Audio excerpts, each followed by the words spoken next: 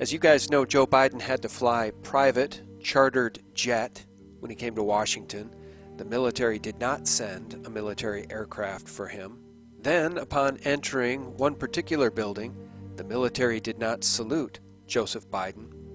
What's going on here? Well, I just received an email from Wayne Jett who writes, upon review of the summary report submitted by DNI Ratcliffe of findings by intelligence agencies that Americans colluded with foreign governments to subvert the U.S. elections of November 3, 2020, President Trump invoked statutory provisions of the Insurrection Act, which authorized the U.S. military to take actions required to defeat the insurrection. Military officials and forces under their command are presently taking actions to defeat the insurrection and to restore and preserve constitutional government.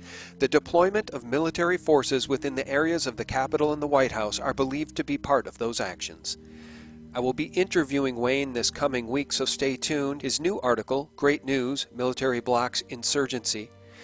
This is a time of extraordinary stress for many Americans, but the stress is caused by lack of vital information, not by true facts on the ground in the historic conflict now underway. Most Americans are unaware that the U.S. military high command has been investigating a criminal insurrection aimed at subverting the November 3rd federal elections. With that knowledge in hand, the outlook for Americans and the future of their constitutional republic is much improved and potentially may become the best since its founding.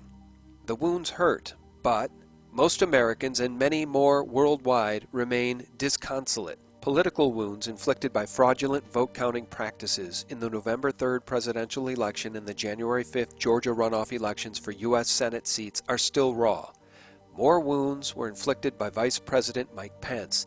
He failed to perform his constitutional duties to resolve vital issues raised by competing electors in multiple states where vote-counting fraud was rampant. Then, most recently, we were shown the portrayed inauguration of Joe Biden as president, with major media insisting it is so. Most observers, including many Trump supporters, assume or fear the Biden presidency is permanent and irreversible. Not so. The Insurrection Act is invoked. The proper place to begin understanding where the nation and the presidency stands now is the Insurrection Act of 1807. That early statute authorized the president to call upon land and naval forces to defend against and to defeat any attempt to take control of federal, state, or local government by unlawful means.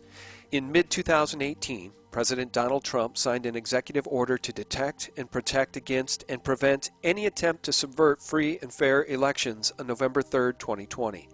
Provisions of the order included advance assignments of duties by intelligence agencies to investigate and protect against any foreign interference in the elections. The order included specified times scheduled for precautions and surveillance to be in place for investigations and reporting by federal intelligence agencies of any instances of unlawful conduct to the Director of National Intelligence. The DNI was directed to compile his summary report of findings and deliver it to the President. Though delayed from the original schedule set by President Trump, the DNI reports to the President determined that numerous unlawful actions, including interference and collusion by foreign governments in concert with American citizens, did in fact occur. In summary, the President was officially notified that identified foreign governments colluded with American actors to subvert and compromise the federal elections of November 3rd. Based upon the DNI report and related intelligence, President Trump invoked the Insurrection Act, placing authority and responsibility upon U.S. military commands to proceed with their statutory duties to defeat the insurrection and preserve constitutional government. Foreign governments reported to be involved with American nationals include the United Kingdom, Canada, Germany, France, Italy, the Vatican, and China. Troops occupy the Capitol. This is the context within which a reported 25,000 National Guard troops were called to duty and deployed at stations within Washington, D.C. during the days leading to and including the widely broadcast swearing-in of Joe Biden as president on January 20th. The military deployment was ordered by the Pentagon, not by Congress, the Senate, or the President. This is the factual context within which armed military forces took up positions around the U.S. Capitol and the White House. The Pentagon is reported to have a corps of 800 high-ranking officers focused upon defeating the insurrection involving collusion with foreign governments described above. Those officers are taking the precautions necessary to protect the nation, preserve and defend the Constitution, and defeat the insurrection. The plan and the delay.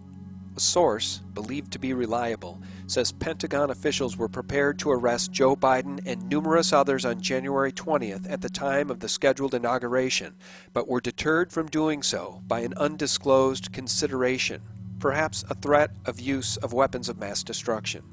Military officials reportedly sought guidance from President Trump regarding the threat and ultimately determined to defer arrests until the threat is fully debunked.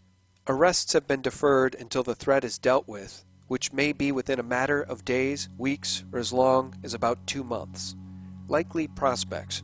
If these described circumstances of January 20th are true, almost certainly Biden will be treated by law as never having become president.